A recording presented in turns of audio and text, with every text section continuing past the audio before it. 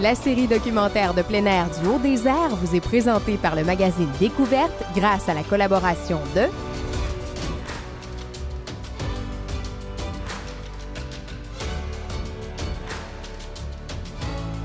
Dans cet épisode de Du Haut-Désert, nous découvrons la belle région des Cantons de l'Est et ses nombreux attraits. Nous débutons d'ailleurs notre séjour avec une activité hors du commun. Ce soir, nous dormons à la Belle Étoile au sommet du mont Ham. C'est une expérience d'un camping sauvage unique parce que tu es au sommet d'une montagne. On va voir un coucher de soleil, on va voir un lever du soleil et on a une vue 360 rare, qui est rarement possible de le faire en montagne. Il y a toujours des arbres qui se cachent. Ici, on a un sommet rocheux. Ça fait que ça permet de voir la vue splendide que vous voyez.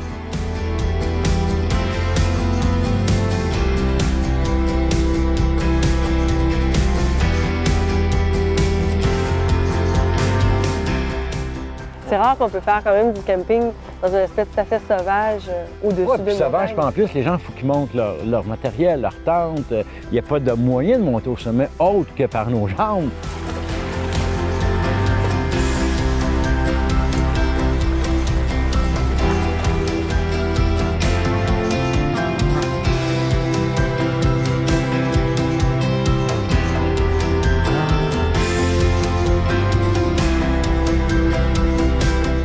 Il y a combien d'emplacements de camping? On est capable, nous autres, quand on fait camping au sommet, on est capable d'avoir 25 emplacements.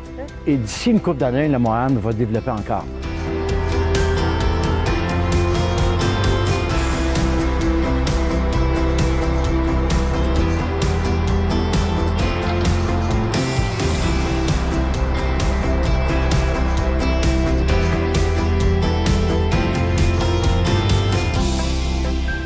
Les gens qui campent au sommet, ils montent 2 bûches. On leur donne 2 bûches parce que pour participer au feu du soir, on pratique le camping sans trace. Ça va dire demain matin, quand on va partir, ça n'apparaîtra pas qu'on va être là. Quand c'est propre, les gens, ils s'arrangent pour que ça reste propre.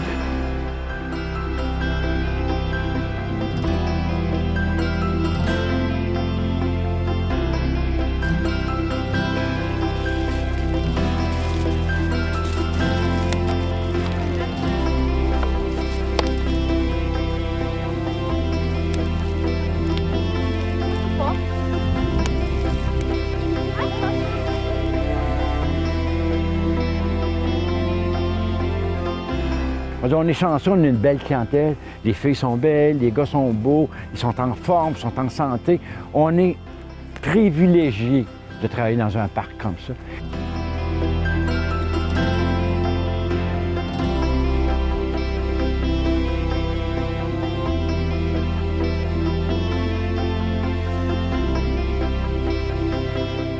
Les gens, quand ils viennent au parc, sont toujours de bonne humeur. Ils sont toujours heureux de monter en montagne. On est chanceux, on est dans un environnement extraordinaire pour travailler.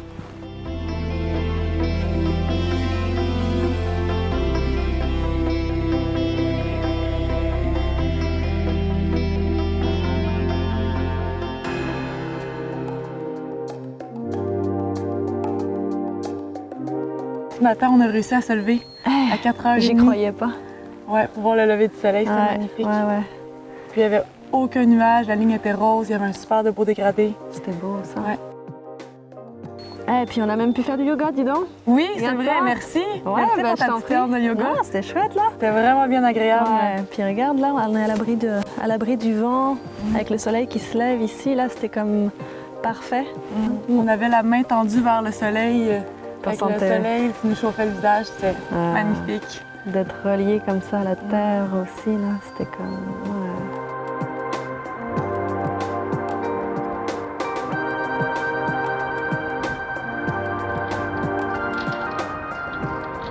Puis le camping, comment t'as trouvé, toi, dormir au sommet? Ah, c'était vraiment bien. T'as aimé ça? J'ai vraiment aimé ça. Ouais. Ouais, le petit creux là, entre les deux, Ouais. mon sommet rocheux, Entre les deux, c'est là. parfait. Ouais.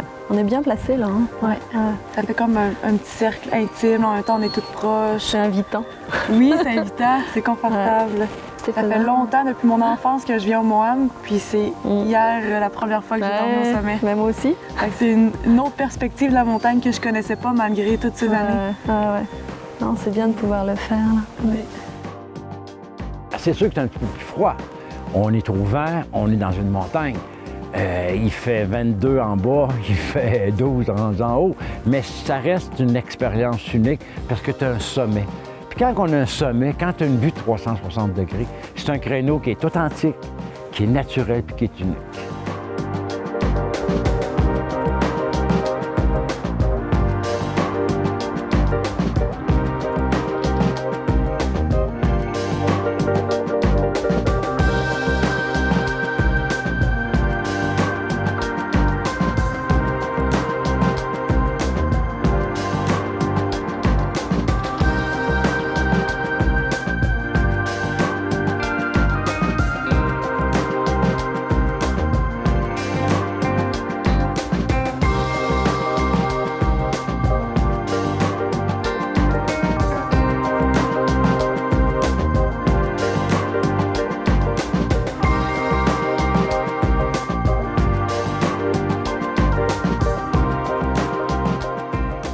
Tu sais, l'organisation qu'on a, nous, on a mis à profit nos reliefs, nos attraits, on a mis à profit nos avantages. L'avantage, c'est qu'on est une montagne unique.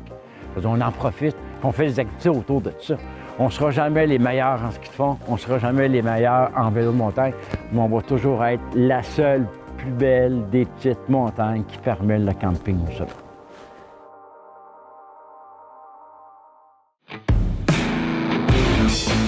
Quoi de mieux pour débuter la journée que de se dégourdir les jambes à vélo? Les 20 km de sentiers balisés de la gorge de Coaticook sont le terrain de jeu idéal pour les amateurs de vélo de tous les niveaux.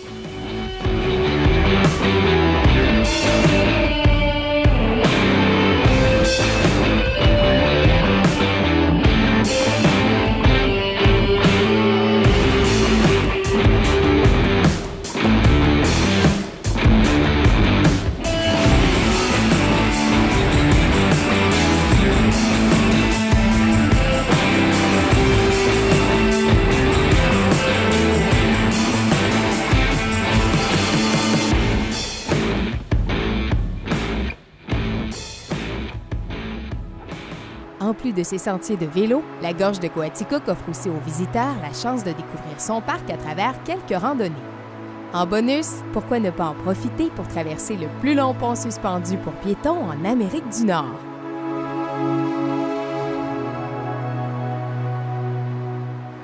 Tu connais un peu l'histoire de comment ça s'est formé, cette super gorge ici? Oui. Bien, dans le fond, à la base, c'était vraiment un immense glacier qui a fondu, qui a créé la gorge, qui est aujourd'hui d'une profondeur de 50 mètres. Donc, quand on a la chance d'aller sur le pont juste en haut, ce qu'on voit, c'est 50 mètres de profondeur.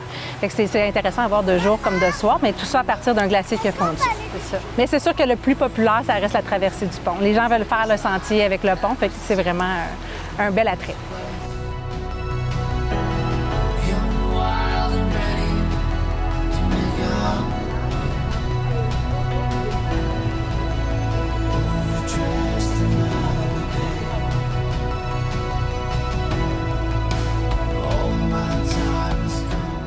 On a 3 sentiers de randonnée pédestre, mais celui avec le pont, c'est vraiment le sentier de la gorge. Puis celui-là, c'est le fun, c'est un 3,5 km, fait qu'il est parfait pour les familles. On peut traverser le pont, fait que c'est quelque chose qui est unique aussi dans les cantons de l'Est puis dans les parcs là, pour faire la randonnée pédestre.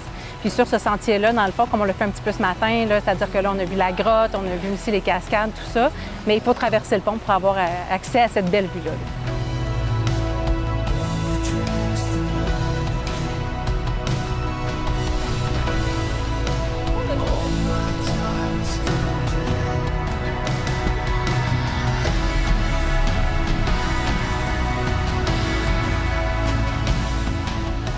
Pour la randonnée pédestre, on a toujours notre sentier de la montagne, sentier Tillotson. Donc, c'est d'autres sentiers qui sont de l'autre côté du parc, accessibles pour nos campeurs beaucoup. Mais quelqu'un qui vient faire de la randonnée et qui dit « moi, j'ai fait le sentier de la gorge puis je vais en faire plus », bien, pas de problème, il peut faire les autres. Donc, on a jusqu'à 20 km de sentiers qui sont balisés. Donc, c'est vraiment l'idéal, c'est facile. Tout est à proximité aussi, tout est bien indiqué. Fait que c'est vraiment des beaux sentiers à découvrir. Qu'est-ce qu'ils ont de différent de celui de la gorge ici de Coaticook? Ils sont plus dans la forêt en tant que telle. Fait que ce que vous allez croiser, c'est plus des étangs, des cascades ou un milieu plus en forêt, si vous voulez. C'est différent, mais c'est complémentaire. L'offre est vraiment intéressante.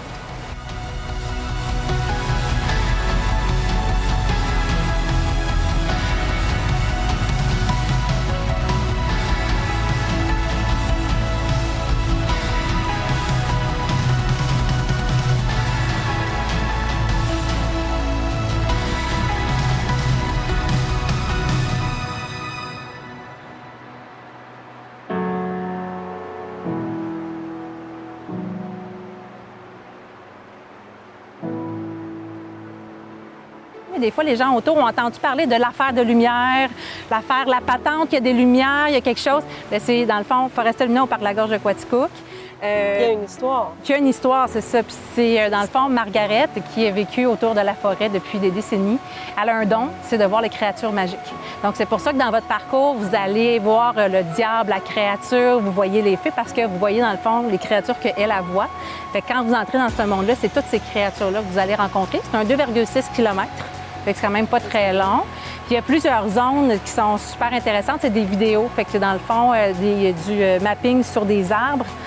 Puis il y a des vidéos un petit peu partout. Puis il y a les dernières zones qu'on a achetées sont vraiment le fun parce qu'il y en a une, l'harmonie des grands arbres, c'est super immersif. Donc c'est 3 secteurs qui sont plus musicaux. Il y en a une, c'est une grande harpe géante. Plus les gens tirent sur les cordes, plus ça fait de l'énergie. Puis vous avez aussi les tam-tams, où là, quand les gens jouent du tam-tam, il y a le dessus du tam-tam qui s'illumine. Puis la dernière zone, on appelle ça des pods, mais c'est des gros ronds par terre où les gens, ils sautent dessus, puis là, la lumière allume. Puis quand il y a toute cette énergie-là qui s'assemble, ça illumine le symbole au centre de cette zone-là. Fait que ça, c'est vraiment super le fun.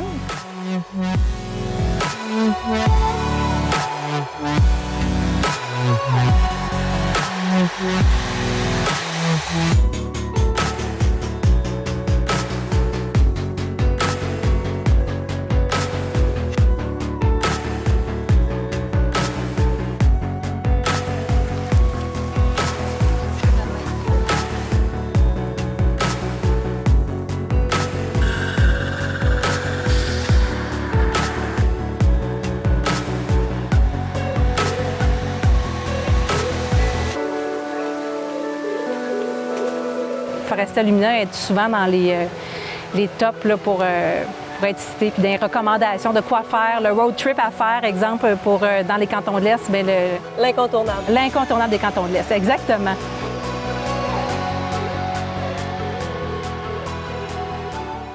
Cette capsule conseil vous est présentée par Atmosphère, partenaire de vos aventures plein air.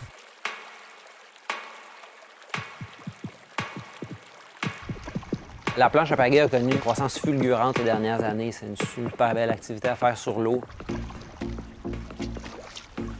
Ça combine un peu le plaisir du surf, la mise en forme du kayak, du canot. Ça demande beaucoup de force, beaucoup d'équilibre. C'est très plaisant. On est plus haut, on voit plus loin, on voit dans l'eau. C'est super agréable.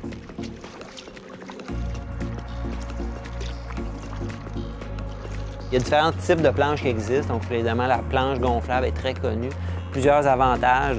C'est facile à transporter, ça prend pas de place dans la voiture. Ça ajoute même un petit workout. Il faut la pomper avant de se mettre à l'eau et tout ça.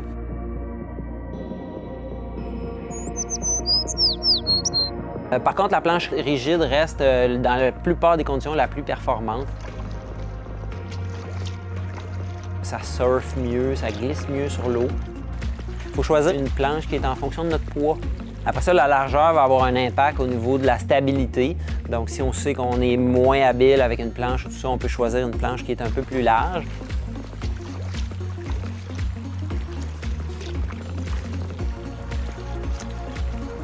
Bien choisir une bonne pagaie, évidemment. Donc, on veut aller chercher une pagaie qui a un angle au niveau du manche de pagaie, évidemment, qui va nous permettre d'utiliser le tronc au maximum pour pousser avec tout notre corps. La bonne forme en V ici va faire que la pagaie se guide bien dans l'eau. On va choisir une pagaie qui est de 8 à 10 pouces plus haut que notre grandeur, plus haut que nous. Plus vers le 8 pouces si on veut surfer, avoir une pagaie maniable. Plus vers le 10 pouces si on veut une pagaie qui a beaucoup de puissance pour faire des longues distances sur l'eau calme.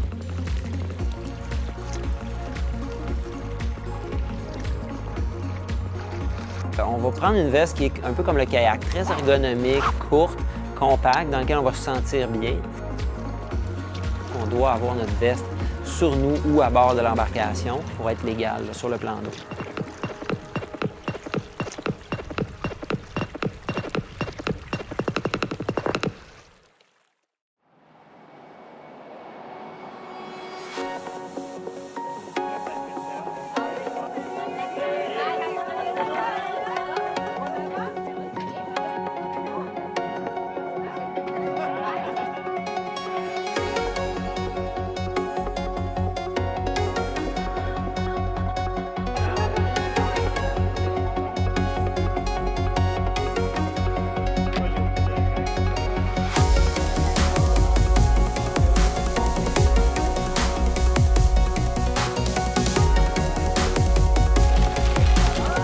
le Parc d'environnement naturel de Sutton, c'est 56 km de sentiers entretenus par un groupe de gens passionnés.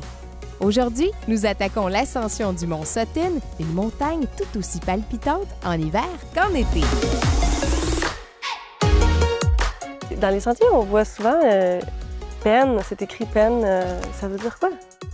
Oui, bien sûr, c'est Parc d'environnement naturel de Sutton. C'est le nom de l'organisme, mais comme c'est long, tout le monde le connaît sous l'abréviation PENS. Puis eux, souvent se nomment comme ça aussi, là, tant qu'ils veulent se publiciser ou quoi que ce soit là, à ce moment-là. C'est quoi qu'ils font, cet organisme-là? C'est eux qui s'occupent des sentiers, d'aménager... L'aménagement, l'entretien.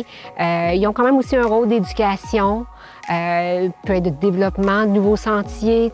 À tous les étés, ils ont des biologistes pour vérifier l'état des sentiers, puis en faire de nouveaux au besoin.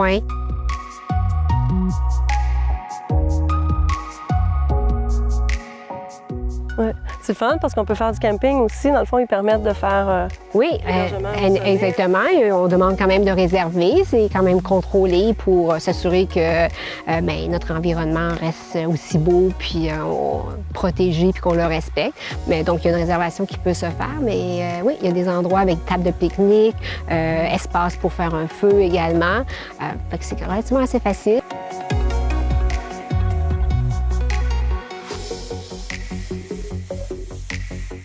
Je pense qu'eux, ils ont vraiment une conscience au niveau de s'assurer que les sentiers restent beaux, que la nature, on n'ambitionne pas finalement sur exactement reste intact. Et puis, je pense que nous, en tant que randonneurs, il faut respecter ça, puis on a des beaux avantages à ce niveau-là.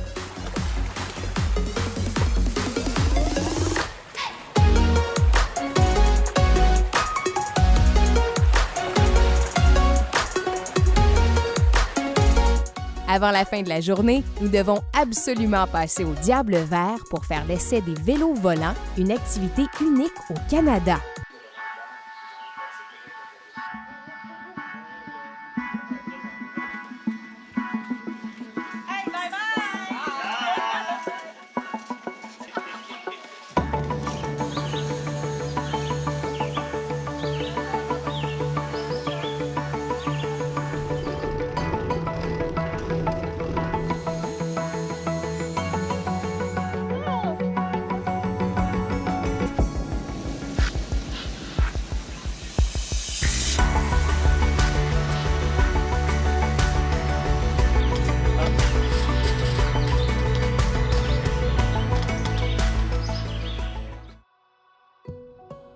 Après un séjour aussi bien rempli, nous terminons notre passage dans les cantons de l'Est en beauté en faisant un détour par le vignoble Léon Courville. Ensuite, l'équipe profitera d'une dernière soirée de repos en tente Utopia avant de reprendre la route vers sa prochaine destination. Merci d'avoir été des nôtres et à la semaine prochaine!